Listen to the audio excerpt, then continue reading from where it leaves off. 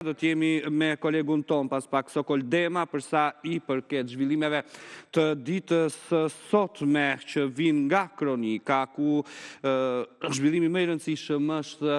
ku Prokuroria e Tiranës ka çuar në gjyq dosjen për ish drejtorin e AMP-s Artiol Saliasi dhe drejtorin e financës Gëzim Sala. Cilat janë akuzat që rëndojnë ndaj tyre, Sokol?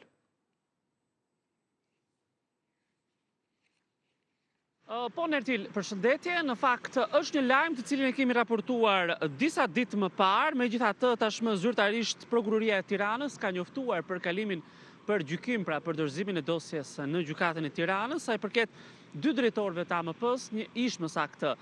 njëri prej tyre ish drejtori kryesor i AMP-s Artiol Saliasi, dhe një tjetër drejtori i cili dyshohej të paktën se ka patur pra lidhje me punësimin e paligjshëm të Muçi Shaliani Sheqerit, konkretisht Gëzim Salës, drejtor i financës dhe i shërbimeve mbështetëse. Të dy janë në akuzë nga ana e Prokurorisë së Tiranës për shpërdorim të detyrës, pasi me sa duket nuk i kanë kryer pra në mënyrë të plotë dhe të saktë të gjitha procedurat sa i përket punësimit të Muçi Shaliani Sheqerit në Agjencinë e Mbikëqyrjes Policore. Bëhet fjalë për një personazh i cili mbeti i vrarë pra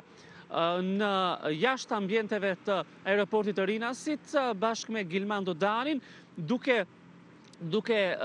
sjell në vëmendje një skandal jo të vogël sa i përket punësimit të këtij të fundit. Me sa duket, punësimi është kryer për nevoja urgjente, siç në fakt e ka argumentuar pra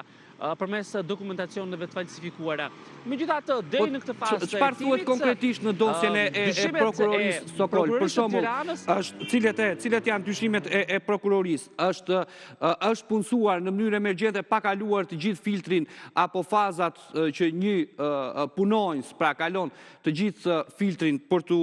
bërë pjesë e AMP-s dhe ndërkohë që është emëruar, ai nuk është paraqitur asnjë ditë në punë? Në fakt, emërimi i tij është bërë për nevoja urgjente. Në këtë mënyrë është argumentuar nga ana e drejtuesve të AMP-s në atë periudhë për ta punësuar. Kontrata ka qenë 3 mujore, pra që nga shtatori deri në datën 11 nëntor, kur në fakt ai është vrarë, kur është paguar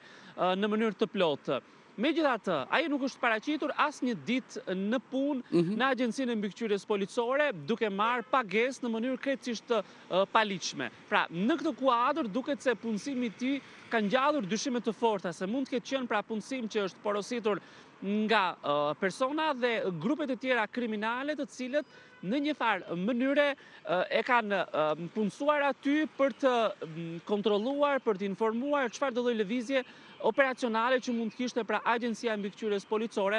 në lidhje me operacionet dhe hetimet që do të kryeshin në vijim nga ky institucion. Megjithatë, edhe 3 mujorëshi pra i tij nuk u përmbyll në mënyrë të plotë pasi u vra. Nga hetimet që ka kryer Prokuroria e Tiranës, mes komunikimeve që janë kryer pra mes dy drejtorëve, ish drejtorit Saliasi që ka qenë i komanduar në atë periudhë dhe Gëzim Salës, i pari ka deklaruar në një farë mënyre se duhet kryhet si punësim në mënyrë urgjente, duke anashkaluar të gjithë procedurën ligjore, gjë që me sa duket vetë Gëzim Sala në fillimisht e ka kundërshtuar një gjë të tillë, duke pretenduar se gjithçka është e parregullt. Megjithatë, Saliasi i ka thënë se pas kësaj faze, pra 3 mujore, në vijim do të kryej pra punësimi i tij në mënyrë të plotë, duke konsideruar një farë mënyre si të kaluar si provë apo si praktik të plotë këtë periudhë 3 mujore, dhe pse në fakt ligji për punësimin në APP nuk e ka të përcaktuar në këtë mënyrë. Tashmë, duke patur parasysh që faza hetimore ka përfunduar, do të jetë gjykata e cila do të vijojë gjykimin në lidhje me çështjen për të parë se çfarë do të ndodhë pra me dy drejtorët, më saktë njëri ish drejtori komanduar dhe Gëzim Sala, i cili ka qenë i pezulluar për një periudhë